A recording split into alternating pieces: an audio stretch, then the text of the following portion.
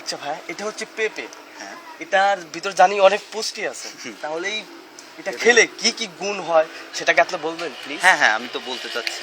এটা খেলে, এটা একটা পেঁপে, এটা খেলে যে পুষ্টিটা, এই পুষ্টি কিন্তু সবাই জানে না, বুঝে না। Yeah. তো এটা খাইলে কি হয় আমি একটু বলে দিই আপনাদের। ইয়া এটা খাইলে সাদা স্বাদ, ঘন ঘন আসবে না পাদ, মনে আসবে শান্তি ও তৃপ্তি, ভালোবাসা, রাইতে ধরবে না মশা, সকালে হবে না কষা। এটা যে না খাবে সেটা আস্ত চাষা, বুঝেছেন আক্তারের ভাষা। তাহলে হবে হালকা পাতলা একটু। হুম, ও আচ্ছা, তাহলে আপনি যা বলার ভালোই বলেছেন। হ্যাঁ। তাহলে এই পেঁপে তো মানুষ ওইভাবে খাচ্ছে না।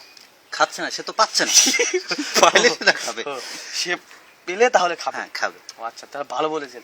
আসলে আপনার মতো যদি সবাই এইভাবে চিন্তা করতো তাহলে সবাই এরকম পেঁপে খেত। তাইলে আর তো সবাই শুকায় যেত, আর সবাই- কারণ আমি চিন্তা করতে তো শুকাই গেছি। ঠিক আছে। ও আচ্ছা, তুমি শুকিয়ে গেছো। আচ্ছা, কোনো ঘটনা না, এরপর থেকে সবাই পেঁপে খাবে। হ্যাঁ, খাবে। ওকে। আর ফকিরের মতো হাত পেতে চাবে। তো আমাদের হ্যাঁ এখানে জিনিসটা শেষ হলো, আপনারা কিন্তু বুঝে নিয়েন, ঠিক আছে। আমি আবারও যদি বলার দরকার হয় আবার বলে দিতে পারি। আবার বলেন। আবার রিপ্লে দর্শক বলতেছি মনে হয় আমরা।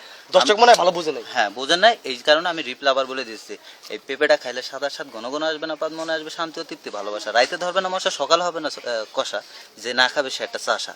এটা হচ্ছে আক্তারের ভাষা। Okay, good bye. Thank you, thank you.